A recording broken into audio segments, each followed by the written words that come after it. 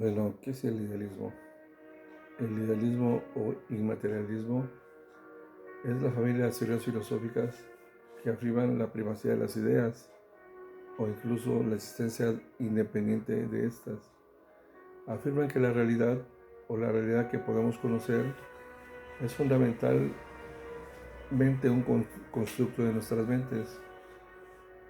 El idealismo supone que los objetos no pueden tener existencia sin que haya una mente que se encuentre consciente de ellos. Para poder conocer las cosas se debe tomar en cuenta la conciencia, las ideas, el sujeto y el pensamiento de este. El materialismo rechaza el idealismo. El idealismo no es precisamente antagónico al realismo, pero hay filosofías idealistas, por ejemplo, el idealismo objetivo, que postula una existencia de objetos abstractos independientemente del valor del observador. Epistemológicamente, el idealismo se manifiesta como un escepticismo sobre la posibilidad de saber cualquier cosa independientemente de nuestras mentes. En un sentido sociológico, el idealismo enfatiza cómo las ideas humanas, especialmente las creencias o los valores, van dando forma a la sociedad. Como doctrina ontológica, el idealismo va más allá, afirmando que todas las entidades están compuestas de mente o de espíritu. El idealismo rechaza así las teorías fiscalistas y dualistas que no atribuyen la prioridad a la mente. Una versión extrema de este idealismo puede existir en la noción filosófica del solipsismo. En 1781, Immanuel Kant publicó la famosa Crítica de la Razón Pura, rechazando ambas posturas y proponiendo una alternativa. Según Kant, si bien todo conocimiento empieza por la experiencia, no todo el conocimiento sabemos que se origina de ella, eh, pues existen estas estructuras psicológicas del sujeto que anteceden a toda experiencia, en tanto son condiciones que lo hacen posible.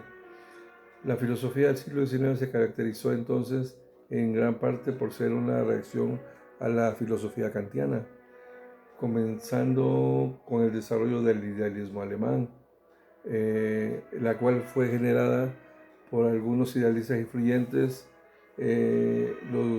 algunos de ellos Jonathan Gottlieb-Fichte, Friedrich Wilhelm, Georg Wilhelm Hegel, Arthur Schopenhauer y Francis Herbert Bradley. Pero en sí, ¿qué es el idealismo?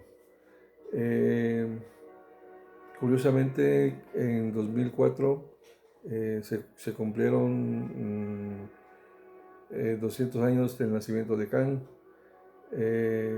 y se trabajaba en un bosquejo en el cual pudiera atribuirse lo trascendental del idealismo de Kant hacia la civilización occidental. Eh,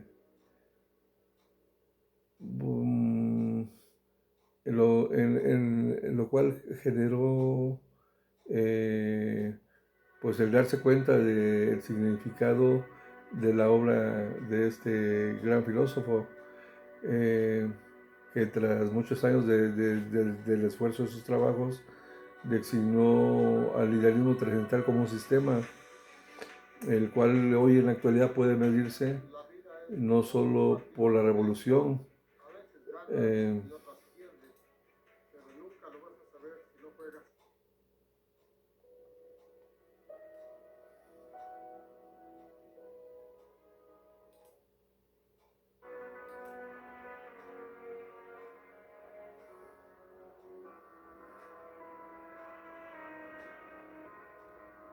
sí, no puede, que puede verse no solo por la revolución que causó, sino apoyándose sin duda en movimientos precursores que ella logró cristalizar en forma de un sistema más o menos consistente, sino también sobre todo históricamente la influencia de este sistema logró ejercer hacia la posteridad y aún más allá.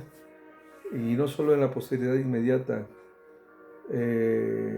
tomando en cuenta el idealismo alemán, el materialismo histórico, que a través de Hegel, sino también las ideologías que, que nuestro presidente se encuentra representando la filosofía kantiana a más de 200 años de distancia de la muerte de este. Kant, mediante el sistema del idealismo trascendental, logró reunir de un modo nuevo las ideas en líneas maestras que venían desplegándose en las concepciones del mundo antiguo, medievales y modernos. Con Kant comienza verdaderamente la filosofía contemporánea, y no falta razón a quienes consideran a Kant como el Aristóteles de la época moderna.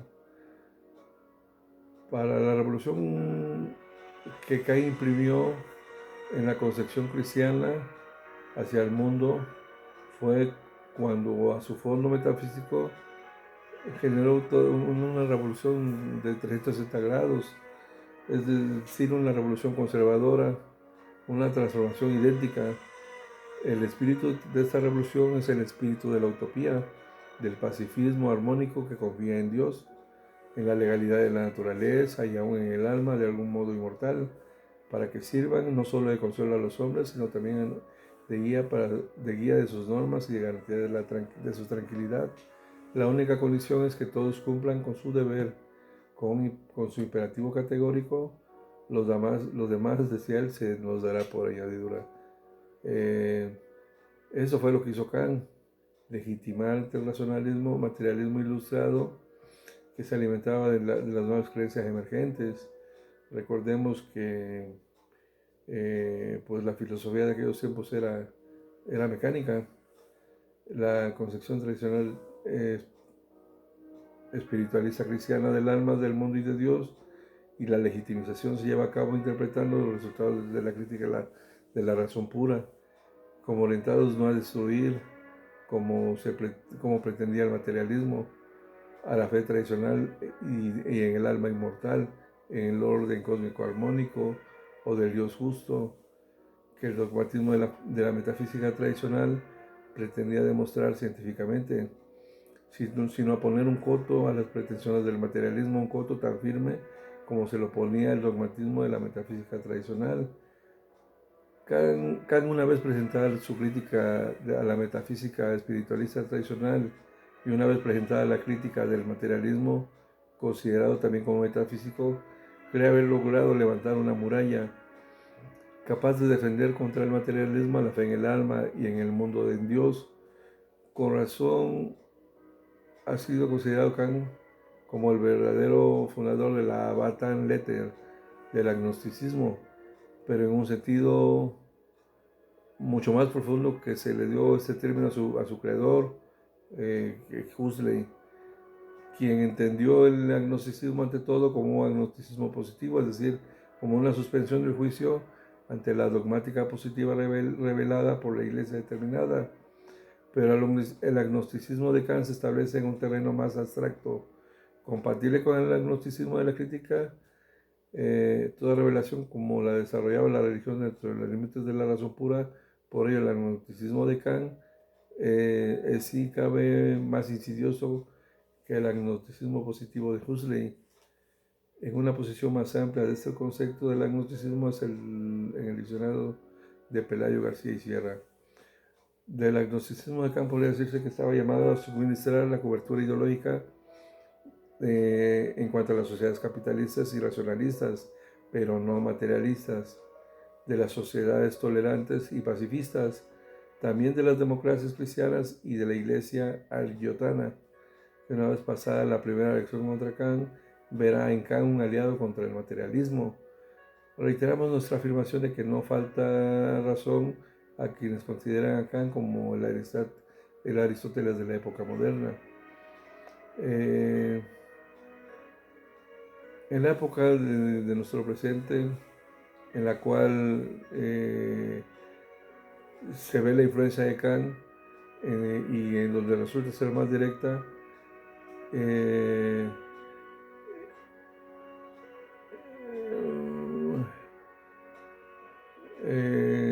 fue durante los siglos XIX y XX, Sobre todo esto se puede ver después de la caída del fascismo y del socialismo real, y puede decirse que en general la ideología de nuestros científicos, el teoricismo por ejemplo, es en gran medida kantiano, aunque no porque la ciencia misma lo sea. Asimismo puede decirse que la ideología de la política democrática del mercado, una vez derrumbada la Unión Soviética, tiene también en líneas generales la inspiración kantiana. Recordemos, por ejemplo, la creación de la Sociedad de las Naciones de la Sociedad de las Naciones Unidas por inspiración del presidente Wilson, que era kantiano. Recordemos a Rawls y su teoría de la justicia. Recordemos también la teoría de la paz perpetua entre las naciones y las democracias de Michael Doyle. También la metodología de la libertad a través de la cultura y el respeto a la diversidad cultural, asumida en parte por los estados democráticos en las épocas de la globalización. Esto también es kantiano, de todo lo cual podemos concluir que una de las tareas principales del materialismo filosófico tiene que asumir en este bicentenario de la muerte acá, sigue siendo la tarea de la demolición del sistema del idealismo trascendental, si es que este en verdad aún sigue vivo entre nosotros. Este es nuestro homenaje a Kant, reconocerle su vigencia y redefinir el materialismo filosófico como un sistema que no solo toma verdadera conciencia de sí mismo con su oposición al idealismo kantiano.